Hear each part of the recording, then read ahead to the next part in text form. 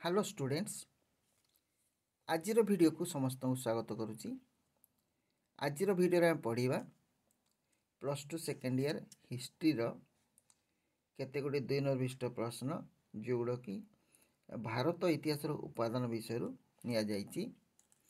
1 ରୁ 10 जाए आम आगुरी आलोचना करूँ। आज आलोचना करवा 11 नंबर 11 नंबर कौन अच्छी मौर्यकालीन आहत मुद्रा संपर्क लेख। आहत मुद्रा कहले छापा मुद्रा है। छापा मुद्रा जोड़ा कहुए आहत मुद्रा। यहाँ मौर्य मान समय प्रचलन होता। मौर्य शासन काल में छापा मुद्रा प्रचलन होता। सर्ट क्वेश्चन भी आसे ताले मौर्यकालीन आहत मुद्रा संपर्क लेख। ताले प्राचीन भारतर सर्वप्राचीन मुद्रा होची छापा मुद्रा बा आहत मुद्रा। सर्वप्राचीन मुद्रा अर्थात सबुठु आगे ये मुद्राटीर प्रचलन होता। तेणु कहुए भारतर प्राचीन भारतर मुद्रा गुड़िक मध्य सर्वप्राचीन मुद्रा होची मौर्यकालीन छापायुक्त बा आहत मुद्रा। तक आहत मुद्रा मौर्य शासन काल समय मौर्य वंश शासन काल समय यहाँ प्रचलन कराइथिला। आ एथिरे जीवजंतु पर्वत वृक्ष आदि छाप देखा मिली था। तेणु एगुड़ी छापायुक्त मुद्रा कहुला छापा मुद्रा कहला। ताले एथिरे कौन जीवजंतु पर्वत वृक्ष आदि छाप देखा मिलता है। ये मुद्रा गुड़िक रौप्य बा ताम्र धातु निर्मित। रौप्य कहले रूपा। मुद्रा गुड़िक रौप्य एवं ताम्र धातु ताम्र कहले तंबारे निर्मित होता। बुझीगला। नेक्स्ट देखा 12 नंबर प्रश्न गुप्तयुगीय मुद्रा संपर्क लेख। गुप्तयुगीय मुद्रा संपर्क लेख ये गोटे 2 नंबरिया प्रश्न। मन रख 2 नंबर प्रश्न को 2टी वाक्य 3टी वाक्य लेखा चेष्टा करिवो। ताले गुप्तयुगीय मुद्रा संपर्क लेख। ताले एथिरे आमे लेखिबा गुप्त युगरे विभिन्न प्रकार मुद्रा देखा मिलता। गुप्त युगरे विभिन्न प्रकार मुद्रा देखा मिलता। समुद्रगुप्त काच वीणावादक धनुर्धारी ध्वज एवं परशु आदि मुद्रा ये समुद्रगुप्त समय कौन कौन थी काच वीणावादक धनुर्धारी ध्वज एवं परशु आदि मुद्रा सब आविष्कृत होता ना प्रचलन कराइला। द्वितीय कौन देखा यहाँ प्रथम समुद्रगुप्त समय। तापर द्वितीय चंद्रगुप्त समय कौन थी छत्र। छत्र कहले छता चिन्ह। द्वितीय चंद्रगुप्त छत्र धनुर्धारी एवं सिंहबधकारी मुद्रा समूह सब प्रचलन होता। द्वितीय चंद्रगुप्त समय कौन थी छत्र धनुर्धारी एवं सिंहबधकारी मुद्रा समूह तथा कुमारगुप्त स्कंदगुप्त एवं पुरुगुप्त आदि मुद्रा गुप्त इतिहास उपर सविशेष आलोकपात करिथाए। आउ पर जो शासक आसिले कुमारगुप्त आसिले स्कंदगुप्त आसिले आउ पुरुगुप्त आसिले एवं तांको समय जो मुद्रा प्रचलन होता ता उपरे कौन सविशेष आलोकपात करता है।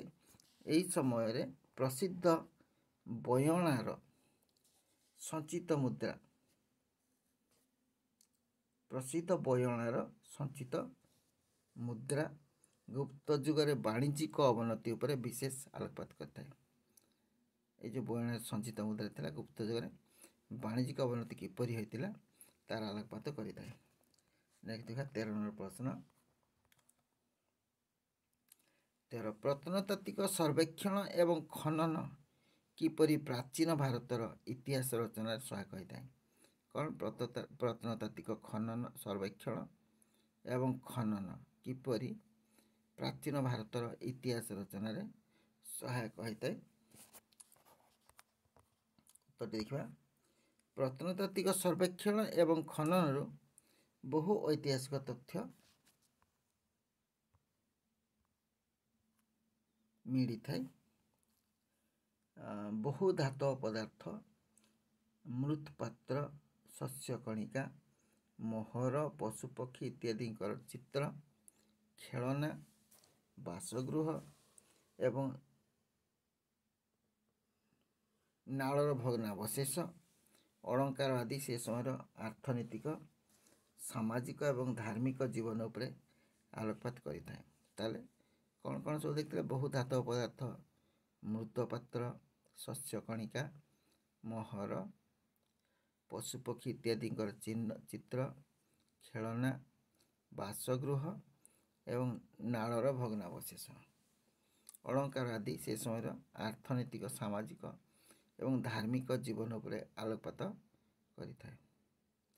नेक्स्ट देखिए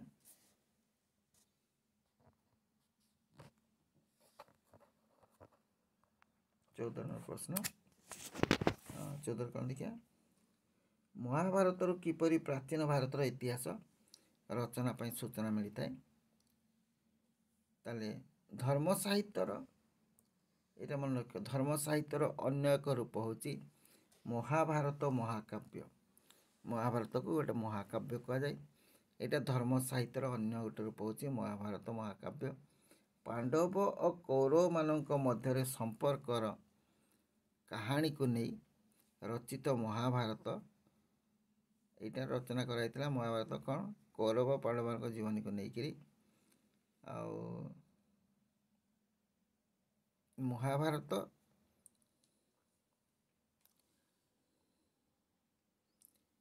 पांडव एवं कौरव मान मध्य संपर्क कहानी को नहीं रचित महाभारत महाकाव्य से समय आर्य मान राजनैतिक इतिहास को विशेष भाव में प्रतिफलित करिଥାଏ। नीति एवं आदर्शर अनुशीलन में चित्रित होइछि महाभारतर प्रतिटी पृष्ठा। तब देखा 15 नंबर प्रश्न। 15 पुराणर वंशानुचरित अंशटी किपरि प्राचीन भारतर इतिहास रचनार सहायक होइଥାଏ? पुराणर वंशानुचरित अंशटी किपरि प्राचीन भारतर इतिहास रचनार सहायक होइଥାଏ? आंसर देखिए, पुराण होची प्राचीन भारतर अन्यतम धर्मग्रंथ। प्राचीन भारत में 18 पुराण रचित होता।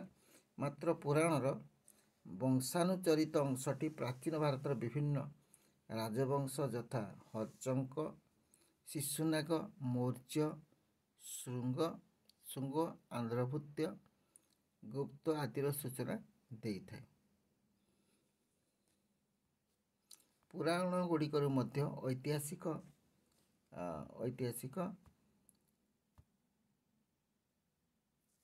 ऐतिहासिक भूगोल एवं धर्म व्यवस्था संपर्क में प्रभुत ज्ञान आहरण करा जाई थाए। नेक्स्ट देखिए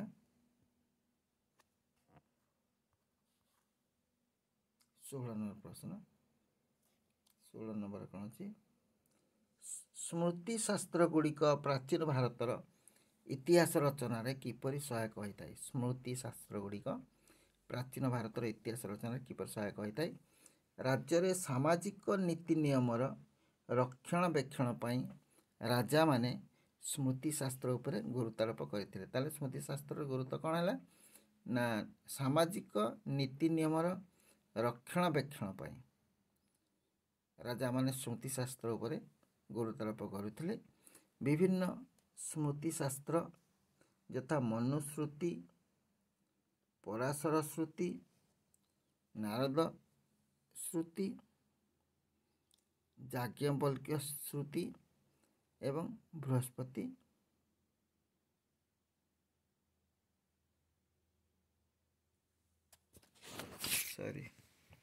लेखा टे भूल अच्छे बोधे। विभिन्न स्मृति शास्त्र, ठीक अच्छे। विभिन्न स्मृति शास्त्र यथा मनुस्मृति, पराशर स्मृति, नारद स्मृति, याज्ञवल्क्य स्मृति एवं बृहस्पति स्मृति आदि ग्रंथ मानकरे प्राचीन भारतर वर्ण व्यवस्था कले जाति व्यवस्था, संपत्तिगत नियम, स्त्री धन, विभिन्न प्रायश्चित विधान मत विवाह एवं दंड व्यवस्था आदि संपर्क में विशेष भाव वर्णना करा जायतिला। ताले सामाजिक नीति नियम रक्षणाबेक्षण राजा माने स्मृति शास्त्र पर गुरुत्वारोप करते।